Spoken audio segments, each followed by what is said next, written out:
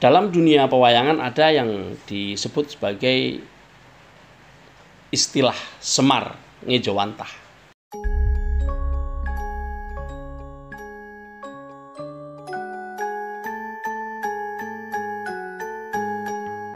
Di mana sosok Semar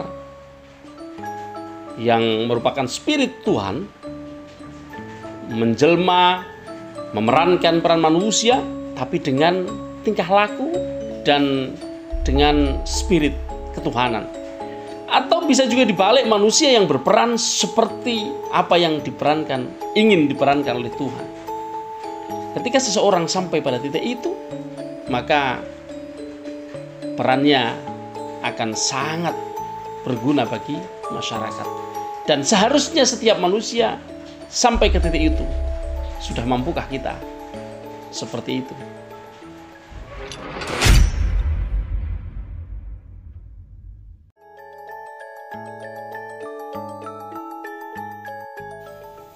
Halo, assalamualaikum warahmatullahi wabarakatuh. Selamat pagi teman-teman para pemirsa Sandikala. Ketemu lagi dengan saya, Midhan Anis, di channel Sandikala. Apa kabar teman-teman semuanya? Pagi ini mudah-mudahan semuanya dalam keadaan sehat walafiat ya. Tidak kurang suatu apa ya. Alhamdulillah di sini juga kita dalam keadaan sehat. Meskipun masih ngantuk ya ini pagi-pagi, karena setelah listrik padam dari jam 1:30 ya, atau jam 1 lebih sampai subuh tadi, kondisi jadi panas. Kondisi atmosfer di dalam rumah jadi terasa panas sehingga susah tidur ya, otomatis ya. Jadi tapi hujan yang menyebabkan listrik menjadi padam tadi malam itu sebuah hujan yang sangat lebat, yang luar biasa lah. Tapi karena tadi malam itu adalah malam Lailatul Nisfi Sya'ban ya, malam pertengahan bulan Sya'ban, jadi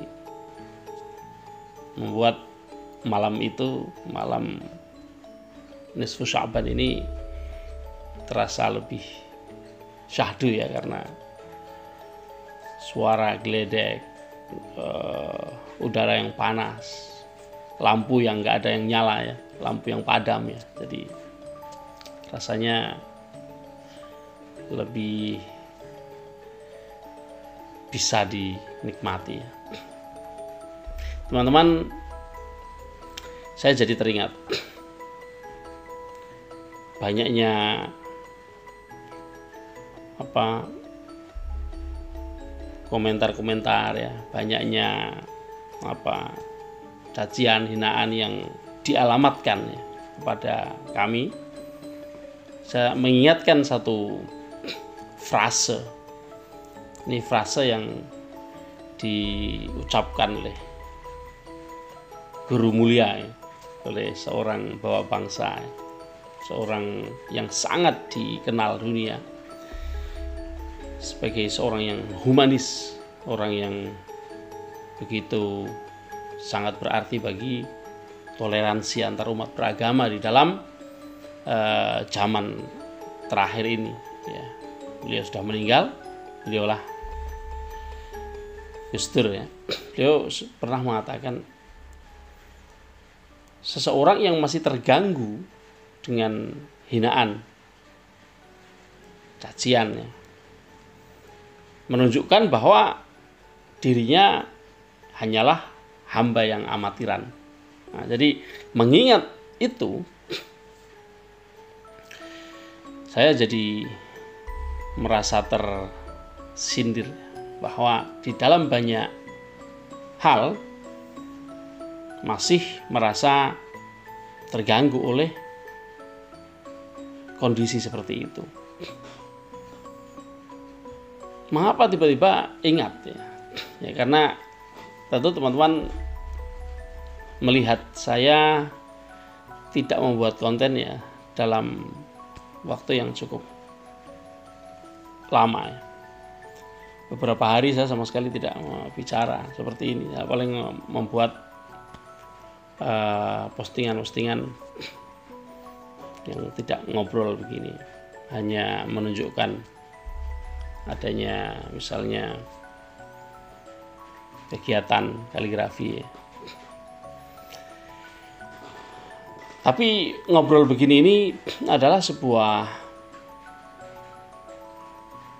kegiatan yang tidak hanya menyampaikan pikiran, tidak hanya menyampaikan ilmu, tapi mengajak semua yang menonton, semua yang mendengar untuk sama-sama belajar bagaimana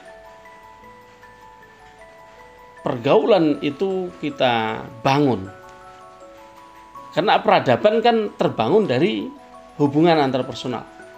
Dan hubungan antarpersonal itu, sebagaimana saya pernah menyatakan, bahwa di dalam kehidupan sosial di zaman akhir ini, apa yang kita lakukan melalui media, yang dulu kita sebut maya, itu saat ini adalah sebuah realita. Maka di situ sebenarnya kita diuji bahwa orang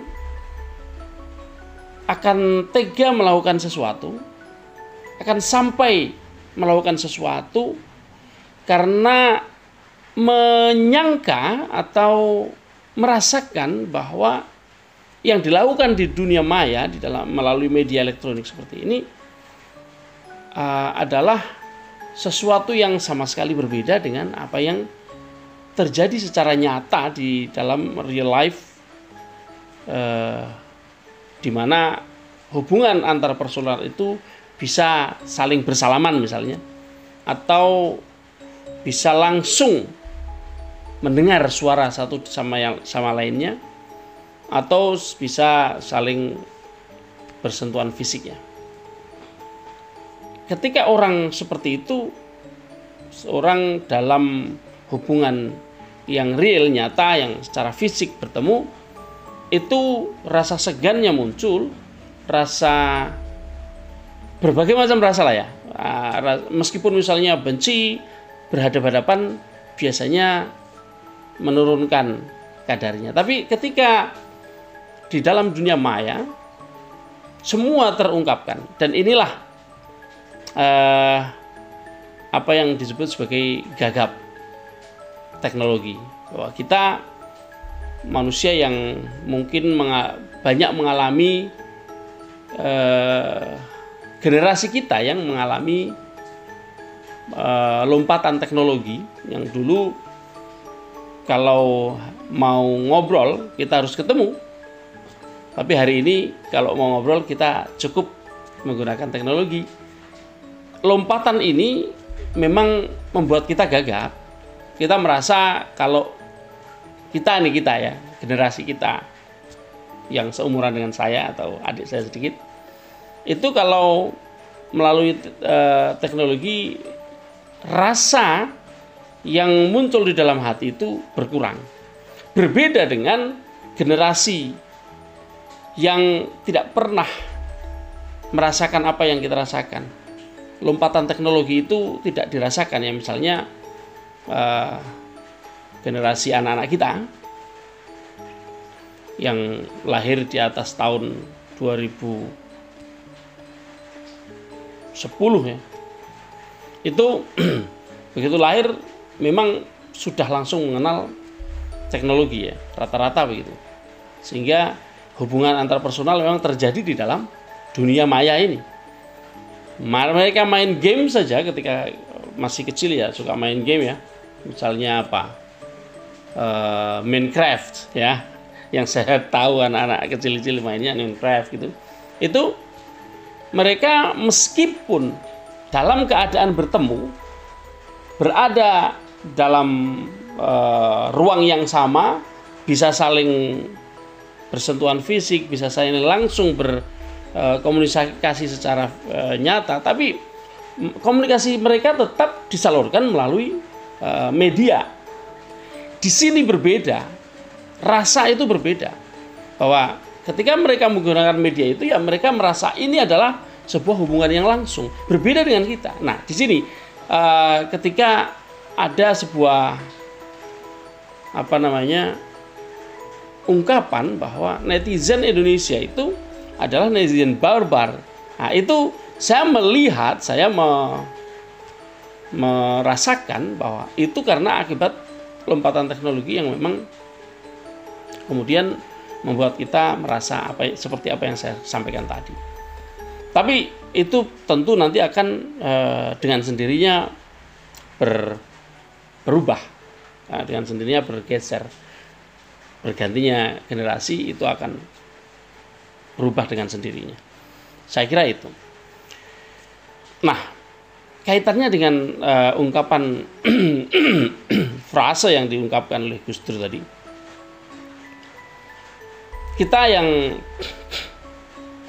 di dalam hubungan antar personal melalui media, kemudian banyak ungkapan-ungkapan perasaan yang secara langsung disampaikan melalui media itu tanpa mengukur itu tadi, mengukur tingkat keseganan, tingkat sopan santun, itu menunjukkan bahwa tidak hanya kita gagap terhadap teknologi, tapi memang kita sendiri secara personal itu nampaknya masih merupakan manusia-manusia yang manusia itu kan hamba Tuhan ya. Jadi, manusia yang secara kehambaan terhadap Tuhan belum menghayatinya secara maksimal, sehingga disebut oleh Gus Dur sebagai amatiran. Kalau orang sudah menganggap dirinya itu hanyalah seorang hamba Tuhan, hanyalah seorang yang menjalankan peran yang sudah skenarionya dibangun oleh Tuhan, maka apapun yang terjadi pada dirinya tentu dia akan merasa ini kan hanya peran, sehingga tidak melebih-lebihkan perasaan, karena memang hanya peran. Karena yang dilakukan itu tidak lain adalah tugas sebagai khalifatullah, sebagai pengganti Tuhan, pengganti Allah untuk mengurus kehidupan di muka bumi ini. Maka menurut saya paling baik adalah bagaimana kita berusaha untuk mengurangi egosentris kita, menurunkan ego di dalam dunia nyata maupun dunia maya. Implikasinya apa? Implikasinya ketika kita sudah ego kita ini sudah bukan lagi yang kita tonjolkan, seakan-akan ego kok kelindan atau menguasai, bahkan menguasai apa yang disebut sebagai harga diri ya. Karena sebenarnya ego dengan harga diri itu berbeda. Nah, kita mungkin bisa mengobrolkannya di lain waktu ya. Tapi ketika ego, di mana itu hanyalah sebuah perasaan yang sebenarnya kadang-kadang tidak ada hubungannya dengan harga diri, hanya karena merasa ingin diakui, nah itu malah justru lebih menonjol dibanding harga diri itu sendiri. Karena harga diri ketika sudah dikemas, sudah disentuh dengan pengetahuan tentang kehambaan kita kepada Tuhan, peran kita sebagai manusia menggantikan peran Tuhan untuk mengatur kehidupan manusia, kehidupan berkemanusiaan, maka tentu hasil output dari apa yang kita lakukan, apa yang kita rasakan, apa yang kita perankan itu berbeda. Mungkin materi ini agak sedikit masih sangat kulit ya, masih sangat dangkal sekali. Tapi mudah-mudahan kita masih ada kesempatan untuk membicarakannya lebih dalam lagi. Saya kira teman-teman bisa mengerti ya, bagaimana seharusnya kita sebagai hamba, bagaimana seharusnya kita sebagai seorang manusia yang peran kita ini hanya sebatas memerankan peran untuk menunjukkan bahwa ada yang disebut sebagai God will, yang itu kalau kita hayati, maka sebenarnya itu lebih dominan dibanding yang lebih banyak kita keluarkan. Biasanya human will yang kita kedepankan. Seharusnya tidak itu. Ya, menghayati ini memang butuh satu pendalaman, tidak hanya ilmu, tidak hanya pendidikan keagamaan, tidak hanya spiritual, keseluruhan komponen-komponen itu menyatu di dalam diri seseorang sehingga lebih mengerti bagaimana memerankan peran manusia sekaligus mengejawantahkan peran yang diinginkan oleh Tuhan. Selamat pagi, sukses selalu.